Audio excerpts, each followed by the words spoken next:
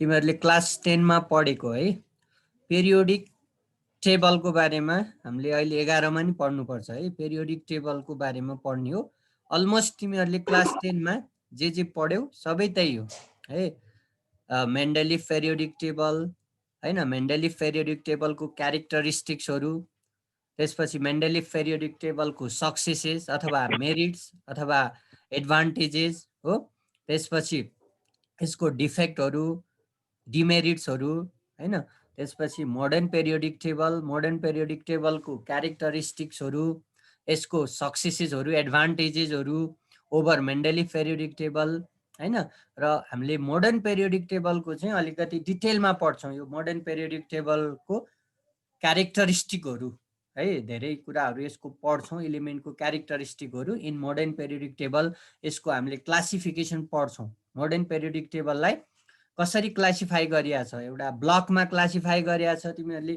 S P D र F भनेर चारवटा ब्लकमा यसलाई डिभाइड गरिएको छ यो चारवटा ब्लकको हामीले डिस्कस गर्छौं र त्यसपछि एलिमेन्टको एकदमै इम्पोर्टेन्ट क्यारेक्टरिस्टिकहरु है एउटा 5 मार्क्सको क्वेशन तिमीहरूलाई यो च्याप्टरबाट आउँछ है यो पेरियोडिक टेबलबाट 5 मार्क्सको एउटा क्वेशन आउँछ अनि 2 मार्क्सको एउटा आउँछ है त्यो स्योर जस्तै हो अब 5 मार्क्समा चाहिँ जनरली के आउँछ भने क्यारेक्टरिस्टिक अफ अब मोडर्न पेरियोडिक टेबलसँग रिलेटेड क्वेशन आउँछ जनरली मोडर्न पेरियोडिक टेबलमा चाहिँ एलिमेन्टहरुको डिफरेन्ट प्रोपर्टिजहरुको बारेमा हामीले पढ्नुपर्छ जस्तै आयोनाइजेसन एनर्जी भने के हो हैन अनि पिरियड र ग्रुपमा पढ्ने हो हामीले मेन पिरियड र ग्रुपमा चाहिँ आयोनाइजेसन एनर्जीको भ्यालु के हुन्छ बढ्दै जान्छ कि घट्दै जान्छ किन हैन यस्ता कुराहरु त्यस्तै इलेक्ट्रोन एफिनिटी भने के हो इलेक्ट्रोनेगेटिभिटी भने के हो हैन एटोमिक साइज अथवा एटोमिक रेडियस भने के हो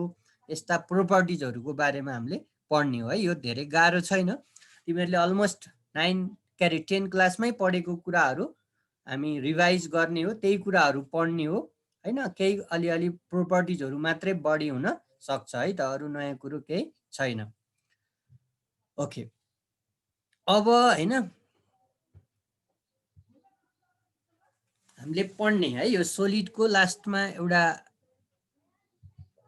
हैन केही कुरो मात्रै बाँकी छ यसमा धेरै कुरो बाँकी छैन मैले भनिरहेको थिएँ सोलिडमा चाहिँ एकदमै दुईटा टर्म मात्रै बाँकी छ है तिमीहरुको लास्टमा सोलिड स्टेट अफ म्याटरमा है धेरै कुरा हामीले पढिसकेका छौं मैले यहाँ सर देखाइदिन्छु र लास्टमा हामीले पढ्न बाँकी कुरो मात्रै म तिमीहरुलाई डिस्कस गर्छु यो एफ्लोरेसेन्ट सोलिड हाइग्रोस्कोपिक सोलिड डेलिक्विसेन्ट सोलिड यो सबै हामीले पढिसकेका छौं है अबको एउटा लास्ट पार्ट भनेको यसमा चाहिँ यति हो है पढ्न बाँकी यो पनि सोधिरहेछ तिमीहरुलाई क्रिस्टल ल्याटिस र युनिट सेललाई डिफाइन गर भनेर सोध्छ है क्रिस्टल ल्याटिस र युनिट सेल भने के हो यो चाहिँ अलिकति बुझ्नु पर्यो है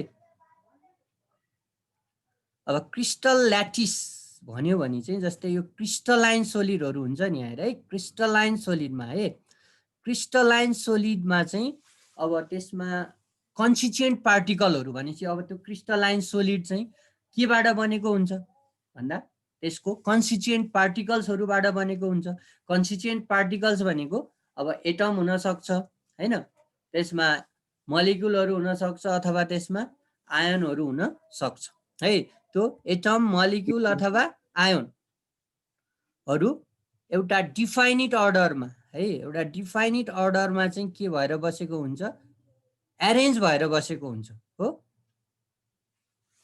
जस्तै फर एक्जाम्पल हामीले सोडियम क्लोराइडको हैन एक्जाम्पल कन्सिडर गर्ने हो भने सोडियम क्लोराइड क्रिस्टलमा अथवा सोलिडमा सोडियम र क्लोराइड एटमहरु एरेन्ज भएर बस्ने हो जस्तै NaCl फेरि एउटा NaCl पछि अर्को NaCl आउँछ फेरि अर्को NaCl आउँछ भन्नुको मतलब एउटा Na एटम अनि फेरि Cl एटम फेरि Na एटम फेरि Cl एटमहरु चाहिँ डिफाइनिट अर्डरमा है एरेन्ज भएर बसेको हुन्छ र यसले चाहिँ 3 डाइमेन्सनल स्ट्रक्चरमा अथवा नेटवर्कमा चाहिँ यो तीनवटा एक्सिसमा भन्न खोजेको है एक्स वाइ र जेड एक्सिसमा चाहिँ एरेन्ज भएर बसेको हुन्छ हो यस्तो arrangement of atoms ions or molecules in a 3 डाइमेन्सनलाई नै हामीले सिम्पली क्रिस्टल ल्याटिस अथवा क्रिस्टल ल्याटिसलाई स्पेस ल्याटिस पनि भन्छ है। त्यही भएर वाट इज क्रिस्टल ल्याटिस भन्यो भने अथवा वाट इज स्पेस ल्याटिस भन्यो भने ठ्याक्कै के लेख्नु पर्यो भन्दा रेगुलर एरेन्जमेन्ट अफ पोइन्ट है। पोइन्ट भनेको त्यो क्रिस्टल अथवा त्यो सोलिड जेबाट बनेको छ त्यसैलाई चाहिँ यहाँ पोइन्ट भने हो। Regular arrangement of point point भनेको अब atom ion or molecule in 3 dimension is called crystal lattice अथवा स्पेस ल्याटिस भनेर बुझ्ने। जस्तै यो तल एउटा फिगरमा हेर्दा क्रिस्टल ल्याटिस भनेर देखायो। अब यो क्रिस्टल ल्याटिसमा यहाँ यो एटम एटम एटम देखाउन खोज्या हो है। जस्तै यो एउटा एटम एरेन्ज भयो, फेरि अर्को एटम, फेरि अर्को, फेरि अर्को, यसरी अर्डरमा हो। एटम्सहरू नि हुनसक्छ यिनीहरू यो, अथवा मलिक्युलहरू पनि हुनसक्छ अथवा आयोनहरू, यसरी रेगुलरली एरेन्ज भएर बसेको 3 डाइमेन्सनमा है। यहाँ हेर त 3टा डाइमेन्सन भनेको 3वटा एक्सिसमा भनेको यो एउटा एक्सिस भयो, यो अर्को एक्सिस भयो हो, यो अर्को एक्सिस भयो। 3 डाइमेन्सनमा कुनै पनि क्रिस्टलाइन सोलिडको एटमहरू मलिक्युलहरू अथवा आयोनहरू एरेन्ज भएर बसेको स्ट्रक्चरलाई नै हामीले क्रिस्टल ल्याटिस अथवा स्पेस ल्याटिस भनेर बुझ्ने हो। त्यही भएर अब यो एउटा कुनै क्रिस्टलाइन सोलिडको स्ट्रक्चर देखाओ। ओके, र अब युनिट सेल भन्यो भने चाहिँ के हो भने एउटा होल क्रिस्टलाइन सोलिड बन्नको लागि चाहिने सबैभन्दा स्मलेस्ट हो युनिटलाई चाहिँ हामीले युनिट सेल भनेर बुझ्छौँ है। युनिट सेल भनेको कुनै पनि कम्प्लिट क्रिस्टलाइन सोलिड बन्नको लागि आवश्यक पर्ने सबैभन्दा स्मलेस्ट पार्टलाई चाहिँ हामीले युनिट सेल भनेर बुझ्छौँ। त्यही भएर युनिट सेलहरू एक आपसमा कम्बाइन भएर एक आपसमा जोइन भएर हैन एउटा कम्प्लिट स्ट्रक्चर बन्छ। त्यो कम्प्लिट स्ट्रक्चरलाई चाहिँ हामीले क्रिस्टल ल्याटिस अथवा क्रिस्टल भनेर बुझ्छौँ। त्यही भएर कुनै पनि सर हामीले लेख्ने हो, लेख्दै गर, लेख्दै पनि गर, म चाहिँ अब हैन डिस्कस गरेर बुझाइदिन्छु। ट्याक्क यो डिफाइन मात्रै सोध्ने हो तिमीहरूलाई हैन। 1-2 मार्क्समा एउटाको 1 मार्क्स, दुईटा सोध्यो भने 2 मार्क्स भनेर सोध्ने हो। त्यही भएर धेरै चाहिँ लेख्नु पर्दैन। अब फिगरहरू यस्तो बनाउनु पर्दैन एक्जाममा, यो 1 मार्क्स 2 मार्क्सको लागि। यो मैले बुझ्नको लागि मात्रै यहाँ तिमीहरूलाई फिगरहरू राखिदिएको हो।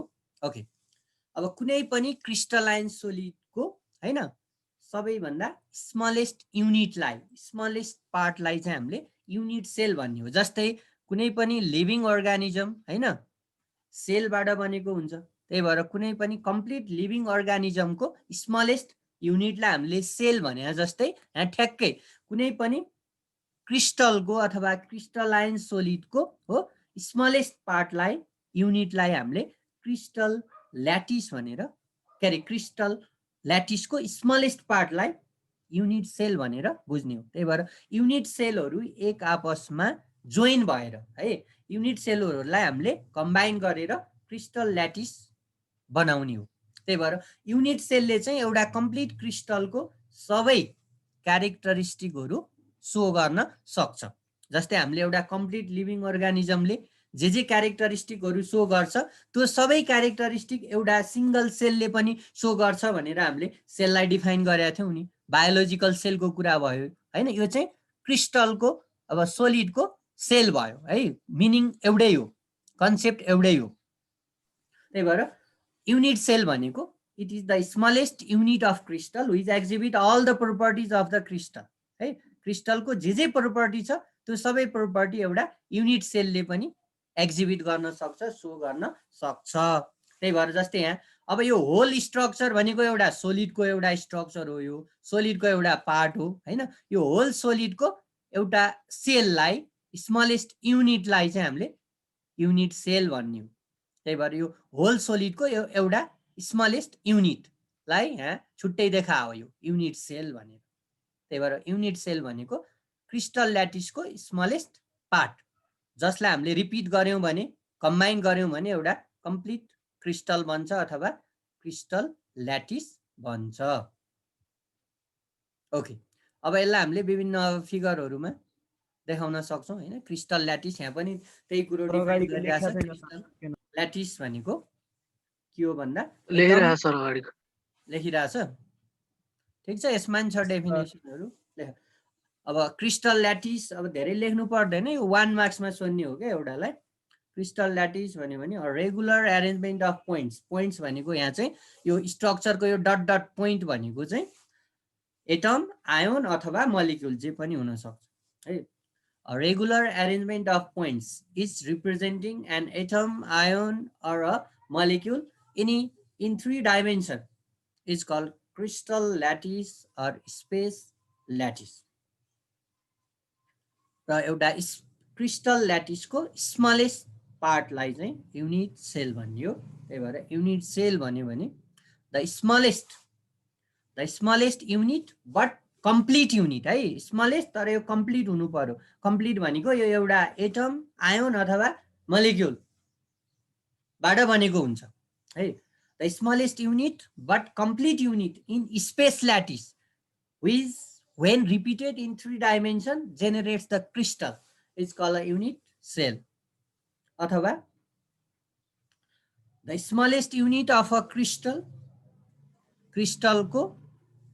ल्याटिस को अथवा क्रिस्टल को सबैभन्दा smallest unit which exhibit all the properties of the crystal, जसले चाहिँ क्रिस्टल को सबै प्रोपर्टिजहरु शो गर्न सक्छ। त्यसैलाई हामीले युनिट सेल भनेर भन्छौं।